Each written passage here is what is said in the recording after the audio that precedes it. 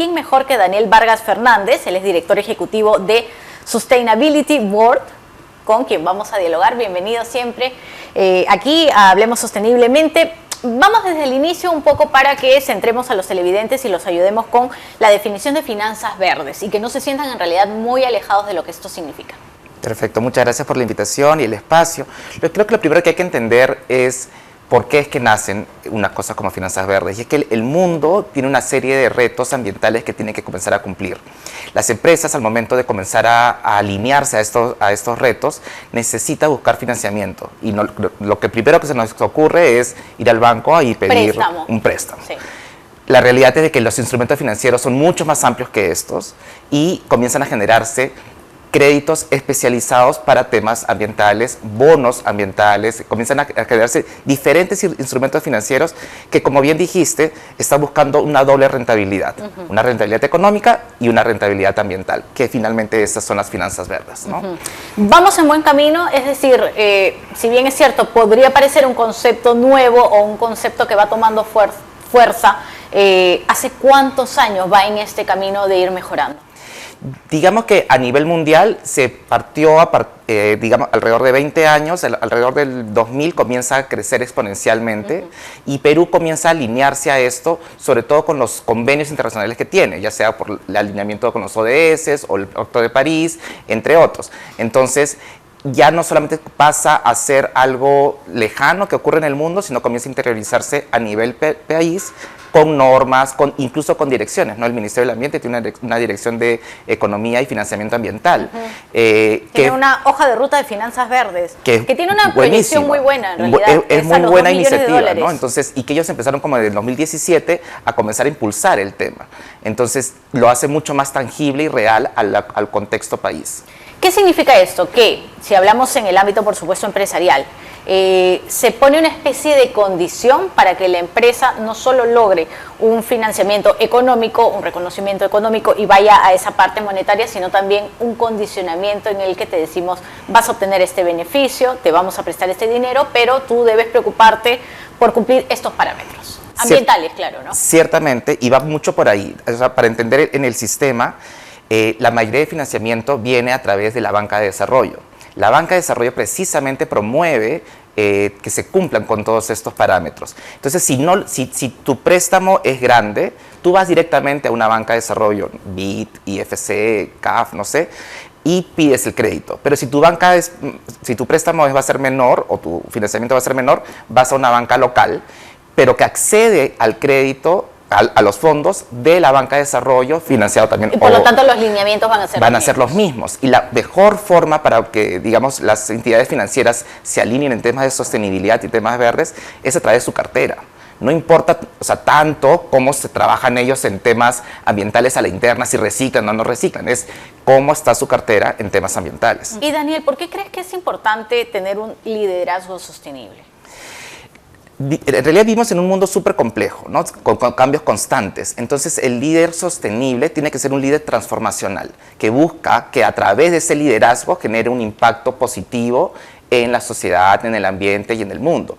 Entonces, se necesita que estas personas, a través de ese liderazgo sostenible, comiencen a canalizar cambios, ya sea a través de cambios en las personas, cambios de innovaciones en los productos o servicios, pero que comiencen simplemente a tener ese chip diferente, que comience a tener esta visión más holística. Ahora, este chip necesita, me imagino, por todo lo que nos has venido contando, una cooperación gubernamental. ¿Esta cooperación en qué porcentaje? A ver si podemos hablar un poco quizá en números para tener una idea de cómo va dándose la balanza. El gobierno ha tomado iniciativas súper importantes. Hace poco estábamos hablando de la hoja Ruta Verde, del Ministerio del Ambiente, ¿no? Hay todo un tema de taxonomía, definir la taxonomía de finanzas verdes también, que es básicamente como una especie de diccionario para que todos hablemos con los mismos términos. Entonces hay un primer ejercicio muy importante de alineación, y es ahí donde se está enfocando en estos momentos el gobierno en relación. Pero el gobierno tiene un rol súper importante para promover, porque lo primero que hay que hacer es que hay que medir las cosas correctas y establecer objetivos correctos. Y eso, por ejemplo, no sé, en una empresa tú dices, si yo quieres un bono al final del año, tienes que tener un buen desempeño en tal y tal indicador. Claro, tienes que ser el mejor trabajador durante 6 meses. Exacto. No sé, si nosotros seguimos como gobierno pensando en que solamente nos medimos a través de PBI y términos tradicionales, estamos detrás de la discusión, estamos como transversalmente, ¿no? Entonces necesitamos comenzar a medir y establecer objetivos adecuados como gobierno. Necesitamos facilitar que el crecimiento de las finanzas verdes se dé a través de política, a través de normas, a través de financiamiento e incluso comenzar a desarrollar innovación desde el gobierno. Y para eso existen diferentes instrumentos financieros donde el gobierno puede entrar, ya sea como capital semilla, como garantías para acceso a capital, como hay un término que es blended finance, donde se busca un capital inicial digamos que con el que asume el mayor riesgo y que ese capital inicial permite que las iniciativas crezcan, por ejemplo, no sé, en energía renovables, en energía eólicas y demás. Entonces este primer capital es el que entra a asumir el riesgo para que luego pueda atraer capital tradicional, ¿no? Ahora, Entonces, le llevamos más al nivel macro para continuar ayudando a los televidentes, ¿no? Si miramos Sudamérica o Latinoamérica, para continuar ampliándolo un poco, ¿cómo vamos en un avance? ¿Qué tan lejos estamos? ¿A qué país vamos siguiendo? Hay justo un estudio que se llama Carlson Stick que muestra cómo es que está el tema de normativa y Perú en Latinoamérica es el 6º país con normativa pro temas ambientales. Bueno, eso está, digamos, bastante bien en cuanto a la cifra. Sí. O por lo menos en cuanto a los primeros pasos. Exacto, De normas y de protocolos establecidos.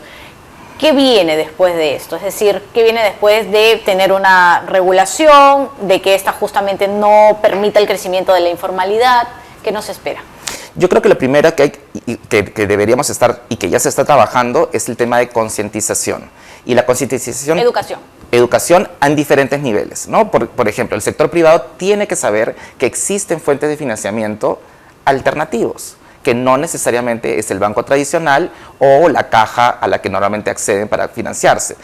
Y que estos financiamientos están dispuestos a demorar retornos o a reducir incluso rentabilidad contra un buen desempeño ambiental. ¿Crees que justamente porque no hay esa información o esa educación puede haber un vacío de duda o de rechazo, de resistencia a las otras formas no tradicionales?